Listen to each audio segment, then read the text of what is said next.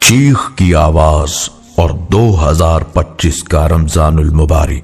बिस्मिल्लाहिर्रहमानिर्रहीम। अस्सलामु अलैकुम। हजरत अब्दुल्ला बिन मसूद रजी अल्लाह तआला अन्हु की रवायत में है कि रसूलुल्लाह सल्लल्लाहु अलैहि वसल्लम ने इरशाद फरमाया, अगर रमजान में चीख सुनाई देगी तो शवाल में शोर शराबा होगा और ज़िक़द के महीने में कबाइल की बगावत होगी और ज़िलहज्जा में खून बहेगा और मुहर्रम का महीना तो क्या ही महीना होगा। हमने पूछा, ऐ अल्लाह के रसूल सल्लल्लाहु अलैहि वसल्लम, ये चीख कैसी होगी? आप सल्लल्लाहु अलैहि वसल्लम ने इरशाद फरमाया, निस्फ रमजानुल मुबारक में जुमा की रात को एक चीख या धमाका होगा जो सोने वालों को बेदार कर देगी, खड़े होने वालों को बिठा देगी। शरीफ जादियां अपनी खलवत गाहों से निकल आएंगी। इस साल जलजले कसरत से आएंगे। जब तुम जुमा के दिन नमाज फजर पढ़ लो तो अपने घरों में दाखिल होकर दरवाजे और खिड़कियां बंद कर लेना, अपनी चादरें ओढ़ लेना, अपने कान बंद कर लेना और जब तुम्हें चीख का एहसास हो तो अल्लाह के सामने सजदा रेज़ हो जाना और ये पढ़ना, सुब्हानुल कुद्दूस, यानी पाक है वो जात जो तमाम नकाइस से पाक है, रब्बनल कुद्दूस, यानी हमारा रब जो नकाइस से पाक है। जो ऐसा करेगा वो निजात पाएगा और जो ऐसा नहीं करेगा वो हलाक हो जाएगा। मौजूदा साल यानी 2025 में ये हदीस और क़यामत की निशानियों से मुतल्लिक बहुत सारी तलात गर्दिश कर रही हैं। कयास किया जा रहा है शायद इस साल का रमजान ही वो साल होगा जिसमें इस हदीस में बयान करदा वाक़यात पेश आएंगे। आज हम इस बारे में बात करेंगे। इस वीडियो में आपको क़यामत से मुतल्लिक अहादीस और दीगर रवायात बताएंगे कि क़यामत की कौन कौन सी निशानियां सच हैं और वो दुनिया पर जाहिर हो चुकी हैं। मुकम्मल मालूमात के लिए हमारे साथ रहिएगा और वीडियो को आखिर तक जरूर देखिएगा। नाज़रीन, शायद आप ये ना जानते हो कि रसूलुल्लाह सल्लल्लाहु अलैहि वसल्लम का दुनिया में आना भी क़यामत की निशानी है। इसकी दलील ये है कि आप सल्लल्लाहु अलैहि वसल्लम की बेइज्जत क़यामत की निशानियों में से एक निशानी है और कुर्बे क़यामत पर दलील है। आप सल्लल्लाहु अलैहि वसल्लम ने खातमुन नबिय्यीन होने की हैसियत से यह खबर दी है। इस पर नबी सल्लल्लाहु अलैहि वसल्लम से वारिद कई सही अहादीस दलालत करती हैं। सहल बिन साद से रिवायत है, वो कहते हैं कि रसूलुल्लाह सल्लल्लाहु अलैहि वसल्लम ने फरमाया, मैं और क़यामत इस तरह भेजे गए हैं। आप सल्लल्लाहु अलैहि वसल्लम ने अपनी तशहद और दरमियानी उंगली के साथ इशारा फरमाया। इमाम क़र्तबी क़यामत की अलामत बयान करते हुए कहते हैं, पहली अलामत खुद नबी सल्लल्लाहु अलैहि वसल्लम है, क्योंकि आप नबी आखिरुज़्ज़मा हैं और आप सल्लल्लाहु अलैहि वसल्लम और क़यामत के दरमियान कोई नबी नहीं। सूरतुल क़मर में इरशाद बारी ताला है, क़यामत करीब आ गई और चांद हट गया। ये अगर कोई मौज़ा देखते हैं तो मुंह फेर लेते हैं और कहते हैं कि ये तो पहले से चला आता जादू है। हाफिज इब्ने कसीर इस आयत की तफसीर में फरमाते हैं, बिलाशुबा रसूलुल्लाह सल्लल्लाहु अलैहि वसल्लम के ज़माने में ये हुआ था जैसा कि ये सही असानीद के साथ अहदीस मतवातरा में वारिद हुआ है।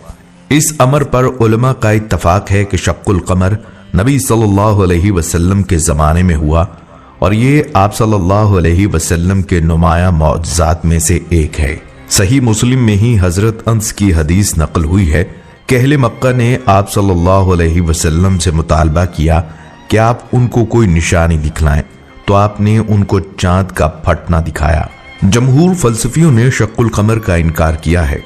उनकी दलील ये है कि आफाकी निशानियों में फटना और मिल जाना दुरुस्त नहीं। यही राय उनकी मेराज की रात आसमान के दरवाजों के खुलने के बारे में भी है और इसके अलावा भी क़यामत के दिन सूरज को लपेटने से मुतल्लिक भी इनकार मनकूल है। उनका जवाब यह है कि अगर वो काफिर हैं तो अव्वलन दीन इस्लाम के सबूत पर मनाजरा करें, फिर वो उन माहिरीन के साथ शरीक हो जाएं जो इसके मुनकिर हैं, और जब मुसलमान बगैर तनाक़ुज़ के उसके बोझ को साबित कर दे कि कुरान में क़यामत के दिन फटने और मिल जाने के सबूत पर इनकार का कोई रास्ता ना हो, तो ये नबी के मौज़े के वाक़या होने को साबित करता है। हजरत अब्दुल्ला बिन उमर बिन आस रज़ी अल्लाह तआला अन्हु कहते हैं कि हम नबी सल्लल्लाहु अलैहि वसल्लम के साथ एक सफर में थे तो हमने एक जगह कायम किया। हम में से कुछ लोग ऊंट लेकर चरागाह में गए थे कि अचानक अल्लाह के रसूल सल्लल्लाहु अलैहि वसल्लम ने मनादी की, नमाज के लिए जमा हो जाओ। बस हम नबी सल्लल्लाहु अलैहि वसल्लम के पास जमा हो गए तो आप सल्लल्लाहु अलैहि वसल्लम ने फरमाया, मुझसे पहले भी नबी गुजरा, उस पर वाजिब था कि अपनी उम्मत को खैर की तरफ रहनुमाई करे और उनको बुराई से रोके। इस उम्मत की आफियत इसकी इब्तदा में रखी गई है और इसके आखिर में लोग आजमाइश और नापसंदीदा उमूर का सामना करेंगे। कोई फितना आएगा तो उसका बाज हिस्से को खुशनुमा बना देगा। फिर फितना आएगा तो मोमिन कहेगा ये मुझे हलाक कर देगा। जब वो गुजर जाएगा तो मोमिन कहेगा ये मेरी हलाकत का बाइस है। जो आदमी चाहता है कि वो जहन्नम से बच जाए और जन्नत में दाखिल हो जाए तो फिर उसकी मौत इस हाल में आनी चाहिए कि वो अल्लाह और यौम आखिरत पर ईमान रखता हो और लोगों से ऐसा सलूक करे जिसकी तवक्को वो अपने लिए करता है। नाजरीन, कुर्बे क़यामत में छोटे दज्जाल भी कसीर तादाद में निकलेंगे। जैसे कि रवायत में है कि क़यामत की अलामात और निशानियों में से छोटे दज्जालों का निकलना है जो नबूवत का दावा करेंगे और अपने सरकर्दा कायद के साथ फितने को हवा देंगे। नबी अकरम सल्लल्लाहु अलैहि वसल्लम ने खबर दी है कि उनकी तादाद 30 के करीब है। फरमाया, क़यामत कायम नहीं होगी यहां तक कि 30 के करीब झूठे दज्जाल निकलेंगे। उनमें से हर एक गुमान करेगा कि वो अल्लाह का रसूल है। इस निशानी का वकू साबित हुआ और ये क़यामत की अलामात में से हैं। कदीम और जदीद ज़माने में बहुत से मुद्दायाने नबुव्वत निकले और ये बाईद नहीं कि झूठे काने दज्जाल के जाहिर होने तक अभी और दज्जाल जाहिर हों। हम दज्जाल के फितने से पनाह मांगते हैं। एक और रिवायत में आता है कि नबी सल्लल्लाहु अलैहि वसल्लम ने एक दिन खुतबा दिया। फरमाया, बिलाशुबा अल्लाह की कसम क़यामत कायम नहीं होगी यहां तक कि 30 झूठे दज्जाल निकलेंगे। उनमें से आखिरी झूठा काना दज्जाल होगा। हजरत सोबान से रवायत है कि अल्लाह के रसूल सल्लल्लाहु अलैहि वसल्लम ने फरमाया, क़यामत कायम नहीं होगी यहां तक कि मेरे उम्मत के कुछ कबाइल मुशरिकीन से मिल जाएंगे और वो बुतों को पूजा करेंगे और बिलाशुबा मेरी उम्मत में 30 झूठे होंगे। उनमें से हर एक गुमान करेगा कि वो नबी है और मैं खातमुन नबीयीन हूं, मेरे बाद कोई नबी नहीं। नाज़रीन, माजी में इन लोगों की एक बड़ी तादाद जाहिर हुई। नबी सल्लल्लाहु अलैहि वसल्लम की आखिरी हयात में असवद अंसी ने यमन में दावा नबूवत किया। इस लिहाज से ये इस्लाम में अल्लाह के रसूल के अहद में पहला इर्तदाद है। असवद अंसी के जंगजू साथी भी मुतहर्रक हुए और वो यमन के तमाम हिस्सों पर काबिज हो गए। इसके बाद आप सल्लल्लाहु अलैहि वसल्लम को इस वाक़े का इल्म हुआ तो आप सल्लल्लाहु अलैहि वसल्लम ने वहां मुसलमानों की तरफ पैगाम भेजा जिसमें आप उन्हें दुश्मनों के सामने खड़ा होने और उनसे लड़ाई करने पर उभार रहे थे। तो मुसलमानों ने इस पर लब्बैक कहा और उसी जगह असवद की बीवी के ताउन से उसे कत्ल किया कि जिससे असवद ने उसके खाविंद के कत्ल के बाद जबरदस्ती शादी कर ली थी। हालांकि वो अल्लाह और उसके रसूल सल्लल्लाहु अलैहि वसल्लम पर ईमान लाने वाली थी। असवद के कत्ल होने से इस्लाम और अहले इस्लाम को गलबा हासिल हुआ और उन्होंने नबी सल्लल्लाहु अलैहि वसल्लम को इस बारे में खत लिखा। उस रात आसमान से भी आपको खबर आ गई तो आपने अपने सहाबा को खबर दी। उस झूठे नबी के ज़हूर से लेकर उसके कत्ल तक 3 माह का अरसा है और एक कौल के मुताबिक ये वक्फा 4 माह का था। और इन झूठे मुद्दायान नबुव्वत में से तलहा बिन खवैलद असदी है जो 9 हिजरी को बनु असद के वफद में नबी सल्लल्लाहु अलैहि वसल्लम की हयात में नबुव्वत का दावा कर गया तो जरार बिन अजूर उसकी तरफ मतवज्जे हुए जो कि बनु असद पर आमिल थे। उन्होंने लोगों को मुर्तद के खिलाफ खड़े होने का हुक्म दिया। लिहाजा तलीहा की कुव्वत कमजोर हो गई। उसका मवाखजा करने के अलावा कोई चारा न बचा। उस पर तलवार चलाई गई लेकिन तलवार ने उस पर कोई असर न किया तो लोगों के दरमियान उस हैसियत से मशहूर हुआ कि तलवार इस पर कोई असर नहीं करती। लिहाजा उसकी जमीयत ज्यादा हो गई। नबी सल्लल्लाहु अलैहि वसल्लम की वफात हुई और ये लोग भी इस रवश पर कायम थे। जब हजरत अबू बकर सिद्दीक रज़ी अल्लाह तआला अन्हु ने अमर खिलाफत का कलमदान संभाला तो खालिद बिन वलीद की क़यादत में उसकी तरफ लश्कर भेजा। दोनों लश्करों का टकराव हुआ। तलीहा का लश्कर हजीमत से दो चार हुआ तो वो अपनी बीवी के साथ मुल्क शाम की तरफ भाग गया। फिर उसके बाद वो इस्लाम ले आया और उसका इस्लाम बेहतर हो गया। वो मुसलमानों के लश्कर से जा मिला और बड़ी जान फिशानी के साथ अल्लाह के रास्ते में जहाद किया।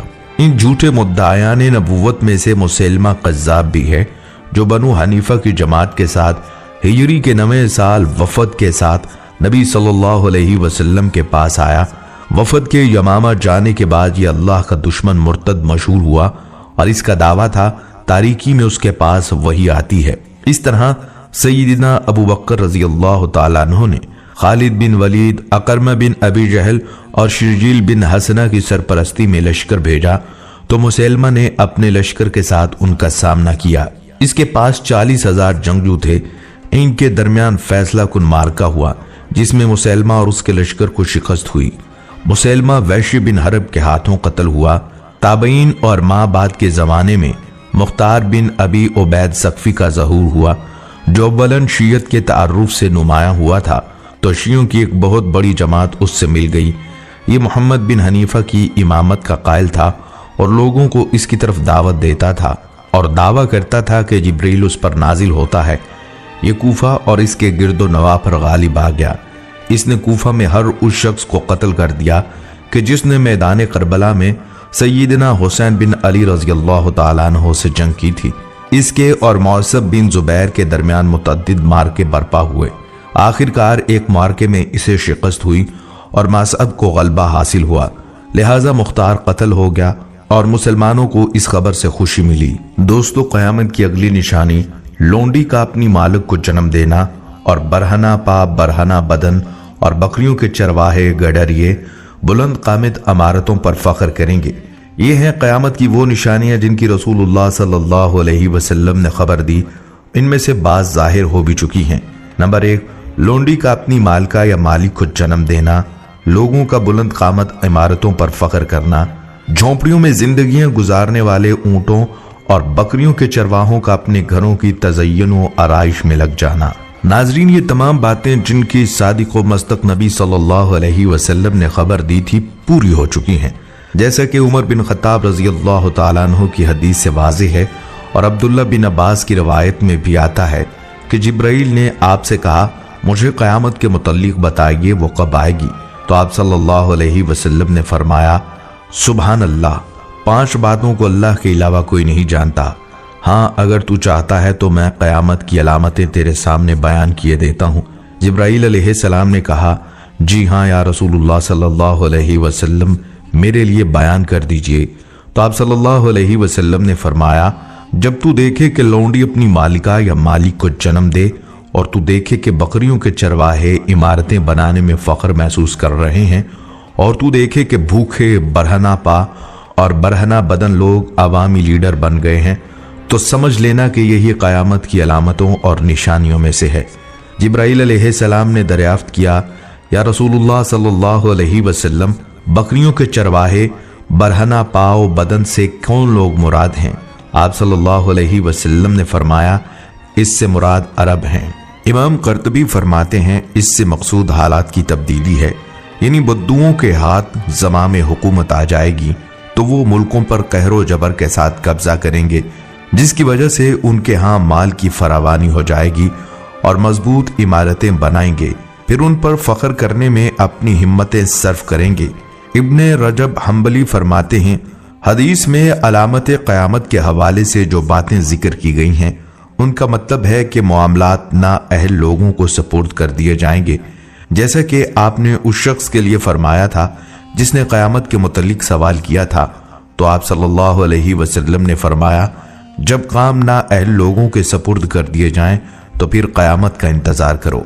चुनांचे जब बरहना पाओ बदन और गडरिए लोगों के लीडर बन जाएं, वाज़े रहे कि यही लोग जाहिल और जालिम हैं और मालदार इमारतों में फख्र करें, तो यही चीजें दीन और दुनिया के निज़ाम को खराब करने वाली हैं। क़यामत की जिन निशानियों के बारे में आप सल्लल्लाहु अलैहि वसल्लम ने बतलाया है उनमें से ये भी है कि इल्म उठ जाएगा और जहालत आम हो जाएगी। चुनांचा अबू मूसा और अब्दुल्ला बिन मसूद फरमाते हैं कि आप सल्लल्लाहु अलैहि वसल्लम ने फरमाया, बिलाशुबा क़यामत से पहले चंद दिन ऐसे भी आएंगे जिनमें इल्म उठ जाएगा, जहालत उतर पड़ेगी और रास में कत्लो फसाद होगा।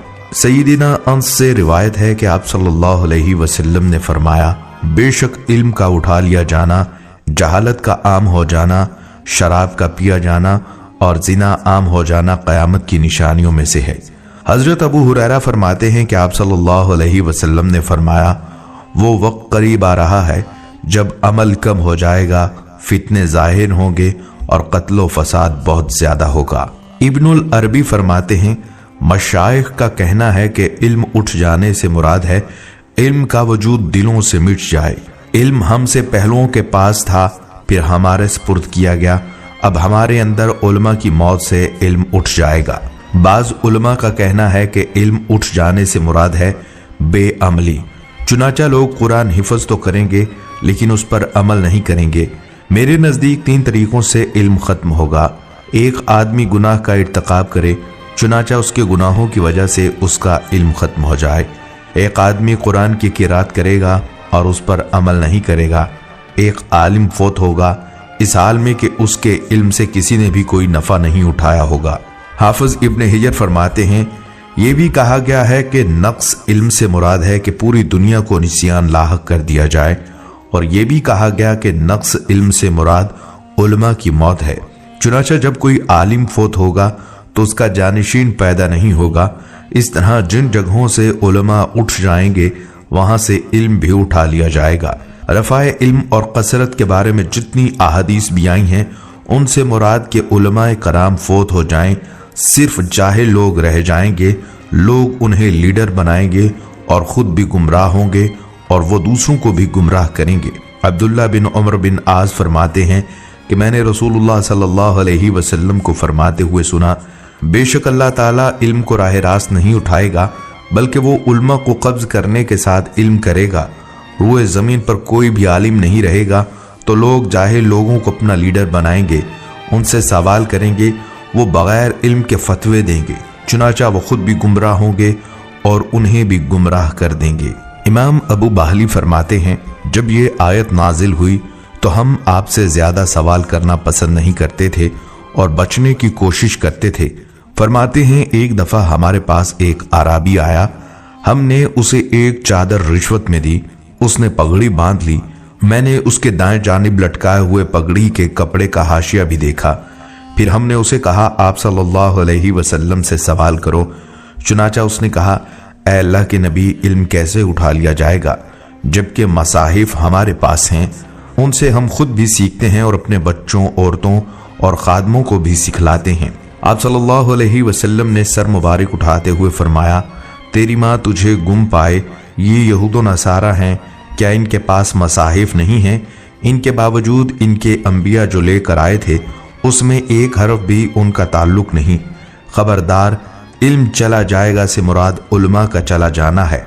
इमाम नववी फरमाते हैं, अब्दुल्ला बिन उमर की गुज़िश्ता अहादीस के हवाले से मुराद ये नहीं कि हफ्फाज के सीने से मिट जाएगा, बल्कि इससे मुराद है कि उलमा चल बसेंगे। लोग जोहला को लीडर बना लेंगे, वो जहालत के साथ फैसले करेंगे। चुनाचा वो खुद भी गुमराह होंगे और लोगों को भी गुमराह करेंगे। आज से पहले ये बात कही थी, वो हमारे वक्त पर कैसे सादिक आ रही है। इब्ने बत्ताल फरमाते हैं, इस हदीस पर मुश्तमिल क़यामत की जितनी अलामात बयान की गई हैं वो सब खास तौर पर हमने अपने ज़माने में देख ली हैं। चुनाचा हम देख रहे हैं कि इल्म कम हो गया है और जहालत आम हो गई है। लोगों के दिल में बखीली बढ़ गई है, फितने आम हो गए हैं और कत्लो गारत कसरत से होने लगी है। सय्यदिना अबू दुर्दा रज़ी अल्लाह तआला अन्हु फरमाते हैं, मुझे अफसोस है कि उलमा जा रहे हैं और तुम्हारे जोहला इल्म सीखते ही नहीं। लोगों, इल्म उठ जाने से पहले सीख लो, क्योंकि इल्म उलमा के चले जाने से उठ जाता है। इस बात का कुली मस्दाक हमारे ज़माने में जाहिर हो गया है। चुनाचा इल्म सिर्फ थोड़े से लोगों के पास बाकी रह गया है। हस्बुनल्लाहु व निअमल वकील।